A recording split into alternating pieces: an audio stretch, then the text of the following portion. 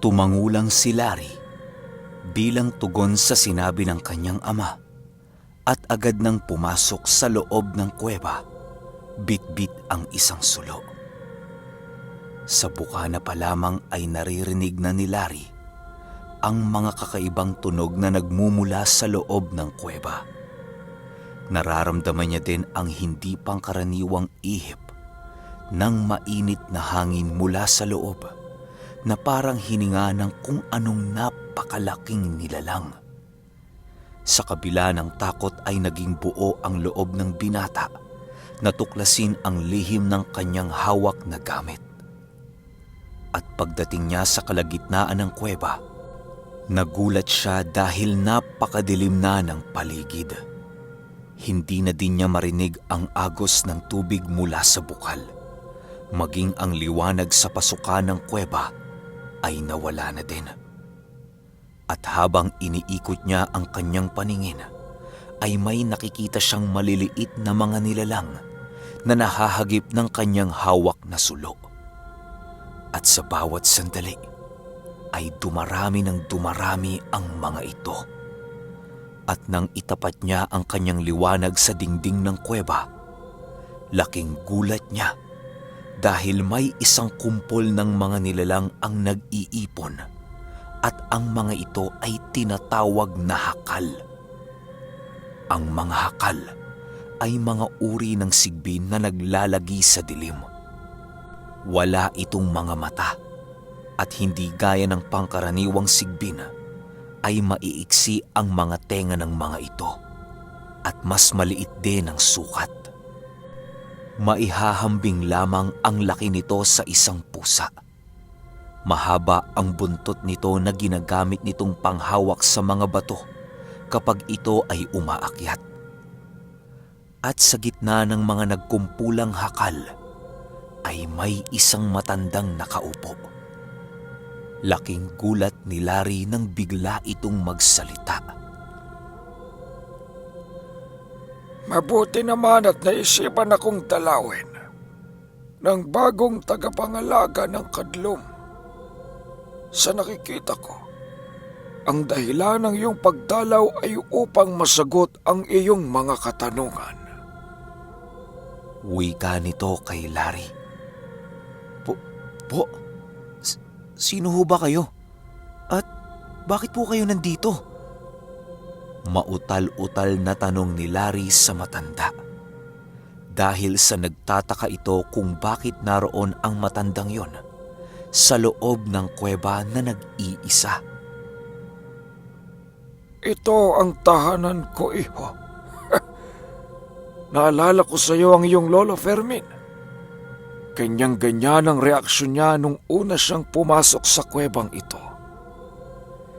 Hinding-hindi ko malilimutan ang araw na yon.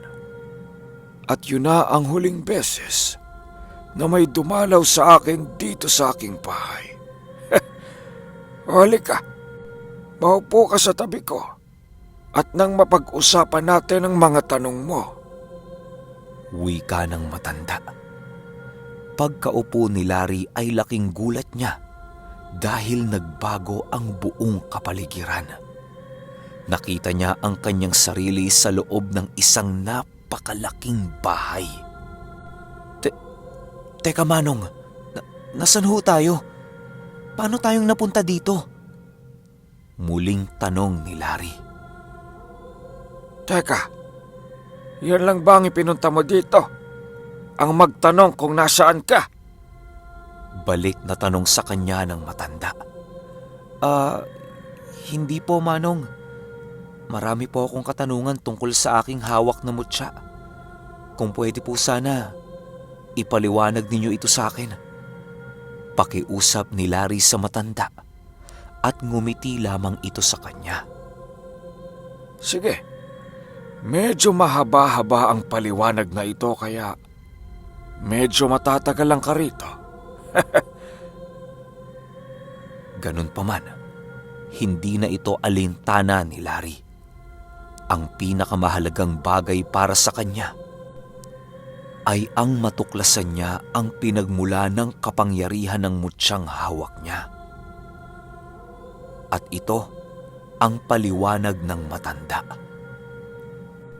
Noong unang panahon, ang lugar na ito ay pinamamahayan ng iba't ibang uri ng mga elemento. Kabilang dito ay ang angka ng mga itim na diwata na kung tawagin ay ligum. Sila ang mga elementong nangangalaga sa buong kagubatan sa lugar na ito hanggang sa dumating ang mga tao at unti-unti ay natuklasan nila ang kayamanang taglay ng buong lupain at sinimulan nilang hukayin ang mga bundok. Dahil sa mga paghukay na ito, ay nasawi ang anak ng hari ng mga ligum. Hindi likas na masama ang ligum. Sila ay mga mahinahong diwata at sadyang mapagpaubaya. Kaya pinili nila ang lisanin ang lugar na kanilang tirahan.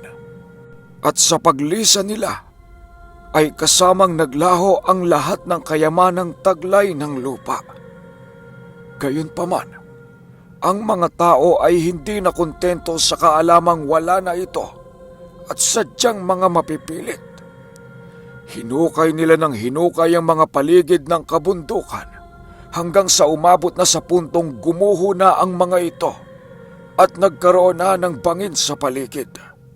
At dahil dito ay nagalit ang mga ligum at isinumpa ang lugar na ito. Noong mga panahong yon ay talagang walang nabubuhay na halaman o kahit damo sa lugar. Parang dinaanan ito ng isang matinding tagtuyot.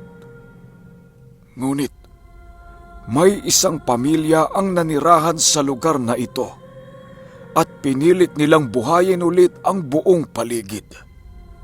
Pero kahit anong gawin nila, ay talagang hindi nila magagawang makabuhay ng kahit na anong pananim.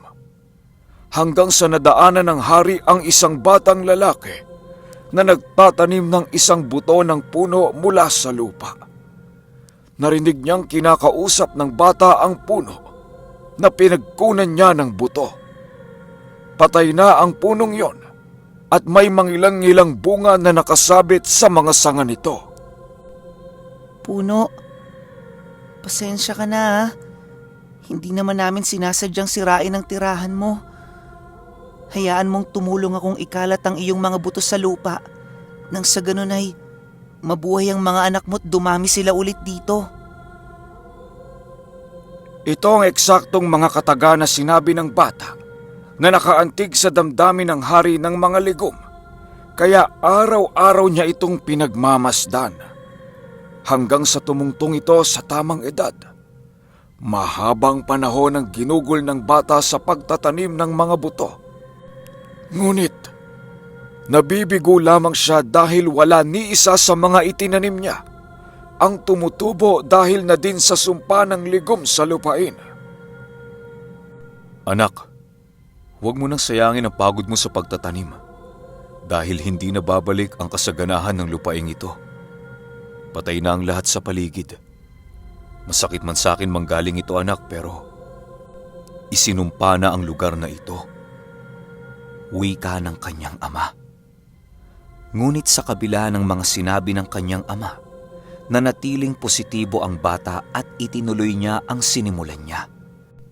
Isang bagay na nakakumbinse sa hari ng mga ligum na bigyan ng kakaibang kapangyarihan ang bata. Isang gabi, habang mahimbing na natutulog ang kanyang mga magulang, ay nakarinig siya ng isang malumanay na tinig ng lalaki na tumatawag sa kanya. Dali-dali siyang lumabas upang tingnan kung saan ang gagaling ang boses. Paglabas niya sa kanilang bakuran, ay nakita niya ang isang maliit na punla na tila nagliliwanag. Lumapit ka, bata. Huwag kang matakot. Ikaw ang nagbigay ng pagkakataong mabuhay ako. Wika ng tinig na tila nagmumula sa punla. Agad naman itong nilapitan ng bata at inusisa kung ito nga ba ang tumatawag sa kanya. Ikaw ba ang tumatawag sa akin? Tanong nito sa punla. Oo, Ako nga, nais kong magpasalamat sa iyo dahil kahit na alam mong wala ka ng pag-asa, ay hindi ka pa din tumigil. Sadyang ang mahiwaga ang isipan ng isang musmos. Wika ng tinig na nagmumula sa isang punla. Bakit niyo po ako tinawag? Ano po bang may tutulong ko sa inyo? Inosenteng tanong ng bata. Alagaan mo ang punong ito. At sa pagdating ng panahon, ay may ipagkakaloob itong isang magandang regalo. Isang pasasalamat sa iyong kabutihang loob. Simula din ngayon, ang bawat lugar na bubungkalin mo ay magbibigay sa inyo ng isang masaganang ani at isang tirahan na hindi kayo kailanman magugutom. Wika ng tinig at agad din itong naglaho. Kinabukasan, laking gulat ng tatay ng bata nang makita niya ito na nakahiga sa isang malaki at buhay na puno. Dali-dali niya itong ginising at habang ginigising niya ang kanyang anak ay tinitingala niya ang puno. Nagtataka siya kung saan ang galing ang punong yon dahil alam niyang wala ng tanim ang maaari pang mabuhay sa lugar na yon. Ngunit ang nasa harapan niya ay isang puno. Buhay na buhay at namumunga pa. Maya-maya ay pupungas-pungas ang batang bumangon. Tay, ang ganda po ng puno, no? Bigay po sa atin ng kaibigan ko yan. Alagaan ko daw po. Huwag mong ihian. Wika ng bata. Masayang-masaya ang ama ng bata dahil sa nangyari. Nangangahulugan yon. Natapos na ang sumpa ng lupaing yon. Ngunit, ang ipinagtataka ng ama ng bata ay kung sino ang kaibigang tinutukoy nito. Nak, sino yung kaibigan mo na nagbigay sa iyo ng puno? Takang tanong nito sa bata. Hindi ko po alam ang pangalan niya, tay. Kasi, boses lang yung naririnig ko sa kanya. Tugon naman ang bata sa kanyang ama.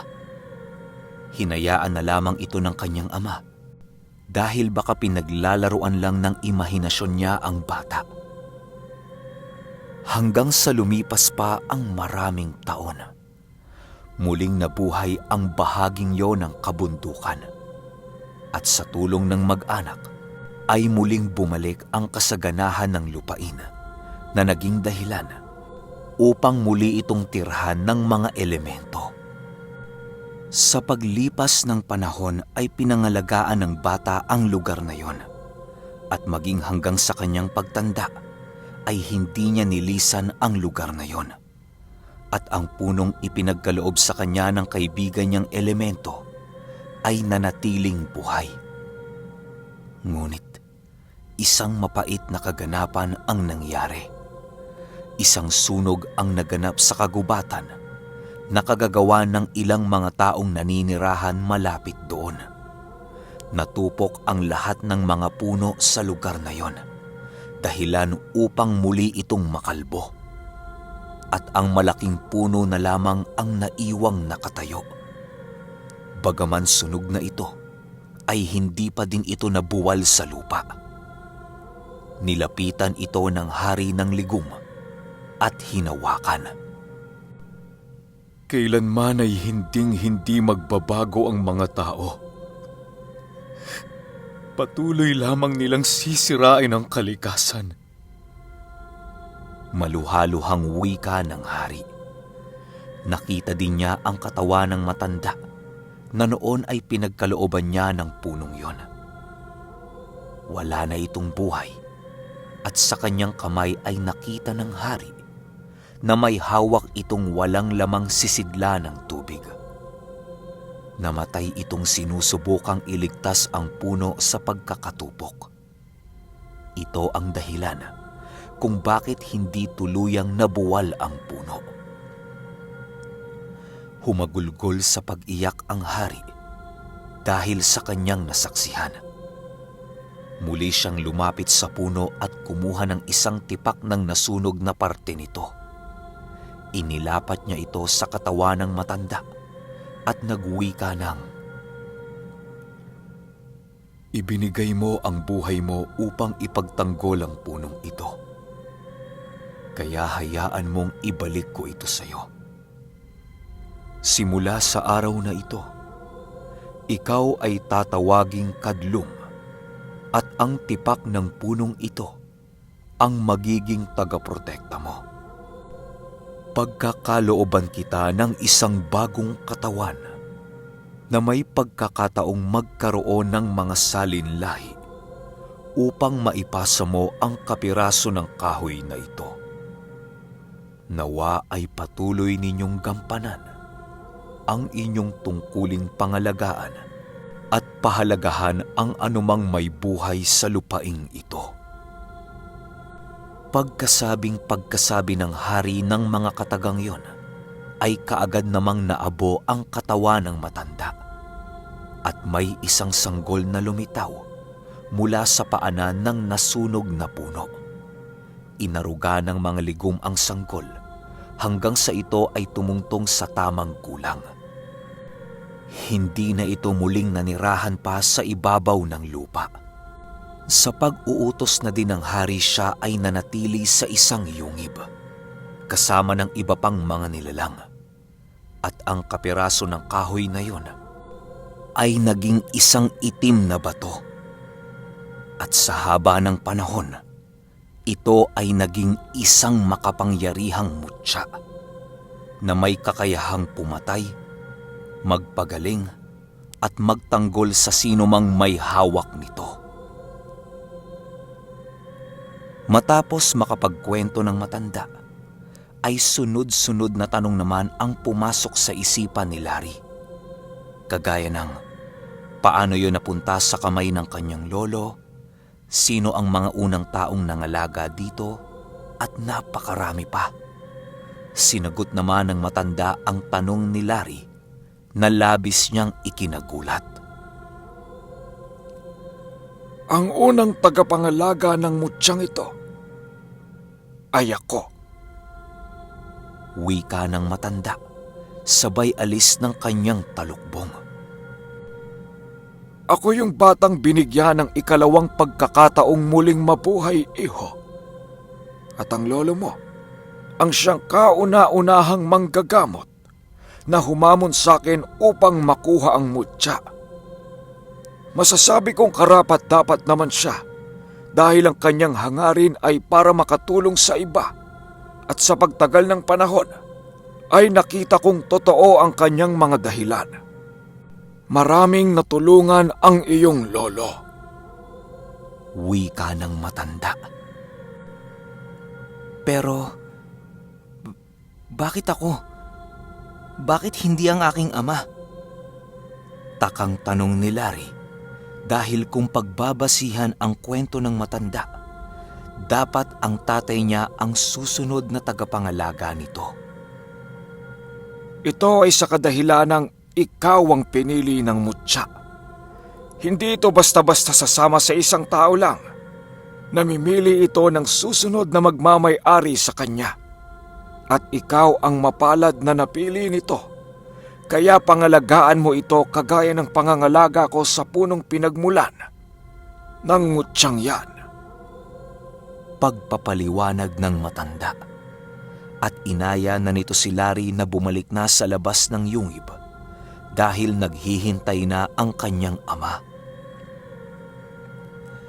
Paglabas ni Larry, laking gulat niya dahil gabi na, at ang kanyang ama ay nakasandal sa isang puno habang mahimbing na natutulog. Agad niya tong ginising at inayang umuwi. "Tay, gising na po. Uwi na po tayo." Talagang tinagalan mong pananatili sa loob, ha? Wika ng kanyang ama. Oo nga po, tay. Ilang oras din akong nanatili doon eh. Ang haba kasi ng paliwanag nung matanda. Ah, nagkita pala kayo ng ermitanyong nagmamay-ari ng mutya mo. Mahusay kung ganon. Pero anak, alam mo bang 3 araw kitang hinintay sa bukana ng kuweba? Nanlaki ang mga mata ni Larry dahil sa sinabi ng kanyang ama.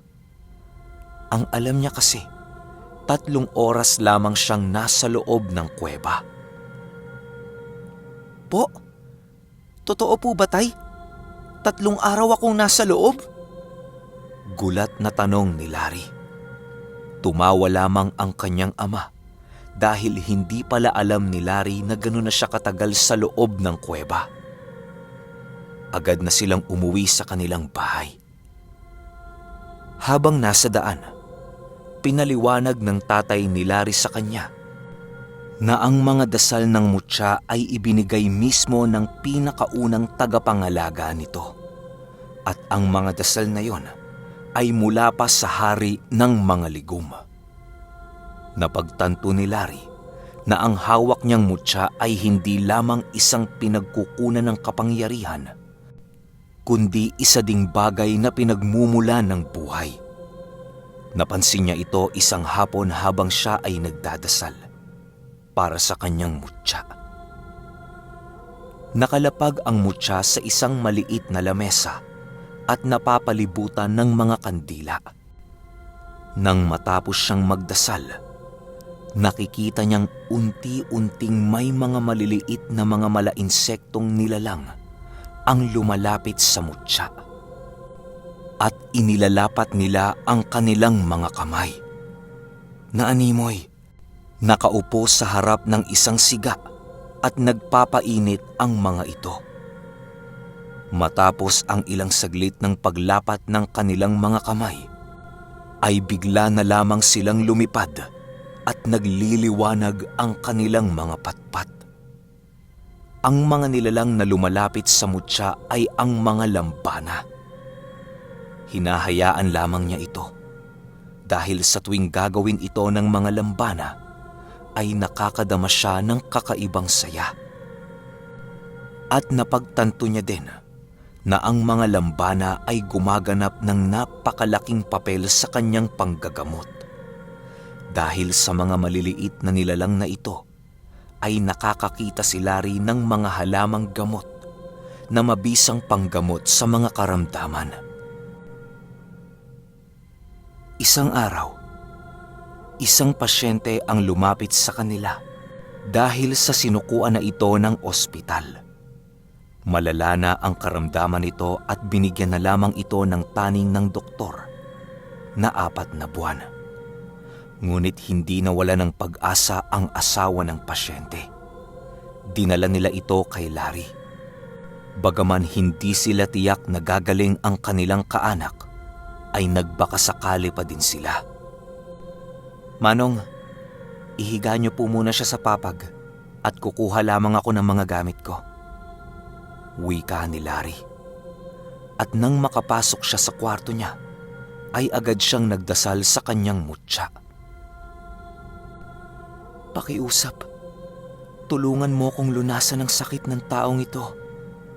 Bulong nito sa kanyang mutya.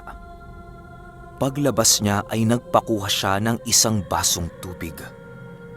Ibinabad niya doon ang kanyang mutya at pinainom sa kanyang pasyente. Naubos nito ang isang basong tubig na ipinainom sa kanya ni Larry.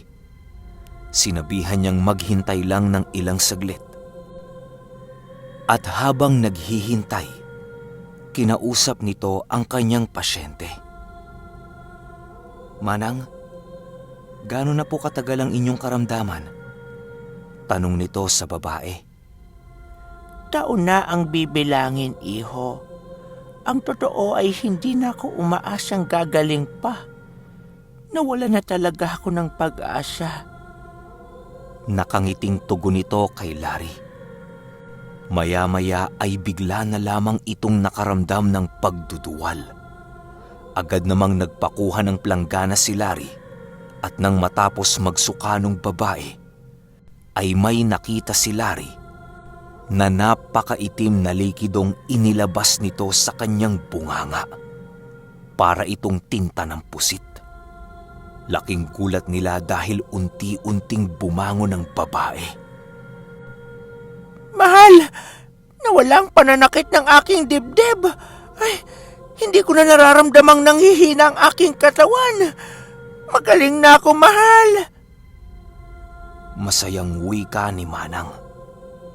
At nung sinubukan itong tumayo, medyo natutumba-tumba pa ito pero paunti-unti ay nakakahakbang ito hanggang sa nakatayo ito ng tuwid. Naiyak sa tuwa ang mag-asawa. Nung mga panahong yon sila lamang ang pasyente ni Larry. Dali-daling isinara ni Larry ang pinto at pinakiusapan ang mag-asawa na wala silang pagsasabihan ng mga nangyari nung araw na yon. Ilang linggo ang lumipas at bumalik ang mag-asawa upang ipakita kay Larry ang resulta ng kanilang mga pagsusuri sa ospital. Iba na ang itsura ng babae. Masiglang-masigla na ito at unti-unti na ding tumutubo ang kanyang mga buhok. Larry, isang himala ang ginawa mo sa amin ng asawa ko. Kaya pakiusap, sabihin mo sa akin kung ano ang pwede kong gawin para makabawi ako sa tulong mo. Nakangiti lamang si Larry sa mag-asawa at tumugon ng, "Wala po kayong dapat gawin. Sapat na po ang marinig ko ang inyong pasasalamat. Sa Diyos po ang higit na pasasalamat at papuri. Dahil ako at ang aking mutya ay kasangkapan lamang ng ating makapangyarihang tagapaglikha." Pero nagpumilit ang lalaki na kahit papaano ay tulungan si Larry. Nagpagawa ito ng isang kubo sa bakuran nila Larry kung saan ito nanggagamot. Trapal lang kasi ang bubong na pinanggagamutan ni Larry noong mga panahong yon. Malugod naman itong tinanggap ni Larry. Inakala niya na magtutuloy-tuloy na ang mapayapang mga panahon sa kanyang buhay. Ngunit nagbago ito nang minsang umuwi ang kanyang ama na may mga pasa at sugat sa katawan. Galing ito sa kagubatan upang manguha ng mga halamang gamot. At ayon sa kwento nito, ay sinalakay siya ng isang kuyog hangin. Para sa mga hindi nakakaalam, ang kuyog hangin ay isang uri ng engkanto na maaaring maihalin tulad sa isang aswang sa kadahilanang kumakain din ito ng mga tao, lalo na ang mga buntis na nagagawi sa gubat. At dahil sa nangyari sa kanyang ama, kaagad siyang tumungo sa kagubatan upang tugisin ang kuyog hangin na sumalakay dito. Hindi na din pinigilan ng kanyang ama si Larry sa kadahilanang alam nito na kakayanin ni Larry ang kaharapin ng nilalang na yon. Kaya bago pa umalis si Larry, ay binigyan niya ito ng panuto kung paano matutunton ang isang kuyog hangin. Konting paliwanag lang sa kaanyuan ng mga kuyog hangin. Ang kanilang mga itsura ay nahahawig sa aso. Mahahaba ang mga pangil nito at may 4 na paa. Ang pinagkaiba lang nito sa aso ay meron itong pakpak ng isang paniki. At ang palatandaan na may naninirahang kuyog hangin sa isang lugar ay ang mga buhok ng taong nakasabit sa puno. Mga buhok ito ng kanyang nabiktima sa loob ng kagubatan. Pagdating ni Larry sa lugar, ay kaagad niyang hinanap ang nilalang. Inililibot niya ang kanyang tingin dahil ayon sa kanyang ama ay nagkukubli ito sa mga puno. Nang bigla na lamang nakarinig si Larry ng malalakas na pagpagaspas ng mga malahiganteng mga pakpak. Kasabay ng pagpaspas ay ang biglang pagdampot sa kanya ng isang pares ng malalaking mga kamay. Agad naman siyang binitawan ng nilalang na animoy napaso ito nang hawakan siya. Dali-daling naglabas ng itak si Larry at itinali niya dito ang kanyang mutya. "Ngayon makakatikim ka sa akin!" Wika nito sa nilalang, sabay sugod dito. Ngunit dahil sa nakakalipad ang nilalang, nahirapan siyang masugatan ito. Kaya ang sumunod na ginawa niya ay naghanap siya ng paraan upang masakyan ito sa likod. Habang papasugod ang kuyog hangin sa kanya, ay dali-dali siyang umakyat sa isang puno. At pagtapat ng nilalang ay agad niya itong tinalunan. Nagpaikot-ikot ang nilalang sa kahanginan upang mahulog si Larry. Ngunit napakahigpit ng pagkakakapit ni Larry sa mga balahibo nito, kaya nahirapan ang nilalang na ihulog si Larry mula sa kanyang likuran. At nang makahanap ng pagkakataon ay tinagpas ni Larry ang mga pakpak nito, dahilan para bumagsak ito sa lupa at magpagulong-gulong sila pababa sa isang burol. Inakala ni Larry na patay na ang nilalang, ngunit muli itong tumayo at sinugod siya. Kinagat ng nilalang ang kanyang kanang kamay, dahilan para mabitawan niya ang kanyang itak, at inihagis siya nito sa isang puno. Pagbagsak ni Larry sa lupa, napansin niya na ang mutya niya ay nakatali sa kanyang itak. Ngunit napakalayo nito sa kanya. At sa tuwing susubukan niyang lumapit sa kanyang mutya, ay hinahambalo siya ng nilalang pabalik sa kanyang kinatatayuan. Hanggang sa dambahin siya nito at napahiga siya sa lupa. Inisip ni Larry na yun na ang kanyang katapusan. Ngunit laking gulat niya nang bigla na lamang umatungal sa sakit ang kuyog hangin. Nang tingnan niya kung ano ang dahilan, nakita niya ang kanyang itak na nakatarak na sa likod ng nilalang. Dali-dali siyang tumayo at kinuha ang kanyang itak at pinagtatataga ang nilalang hanggang sa mawala na ito ng hininga. Pinutol ni Larry ang kanyang ulo at sinunog ang katawan nito. Dinala ni Larry sa kanyang ama ang ulo ng kuyog hangin dahil kabilin-bilinan nito na huwag hahayaang malapit sa katawan ng ulo nito, dahil kahit sunugin ito ay muli itong mabubuhay kapag nagdugtong ang ulo at katawan ng nilalang. Kinuha ng ama ni Larry ang mga ngipin nito upang gamiting pangontra sa mga kauri niyang kuyog hangin. Isinabit niya ito sa bawat haligi ng kanilang bahay, at ang ulo naman ay isinilid ni Larry sa isang sisidlan at binuhusan ng semento at saka inilibing upang tiyakin na hindi na ito muling makakabangon upang makapaghiganti sa kanila. Sa kasalukuyang panahon ay patuloy pa ring nanggagamot si Larry. Wala na ang kanyang ama at namatay ito dahil sa katandaan. Hawak pa din ni Larry ang kanyang mutya. At dahil dito, isa si Larry sa mga kinikilalang pinakamalakas na antingero sa bayan ng Kwartero. At ang kuwebang pinagmula ng mutya sa ngayon ay isa ng kilalang spring resort sa bayan ng Dumalag. Marami ang nagpupunta dito at marami din ang nakakasaksi sa hiwagang taglay ng yungib ng suhot.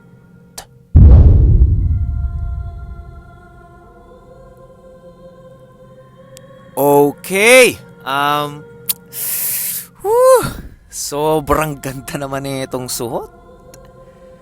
Ay nako, ewan ko, gandang-ganda ako. Sobrang ganda. Parang hindi na nga ako makakapagbigay ng opinion kasi ang ganda eh. Sorry guys kasi wala tayong shoutout, gawa ng short series to. Pero yung susunod nating upload, gagawa tayo na ng shoutout.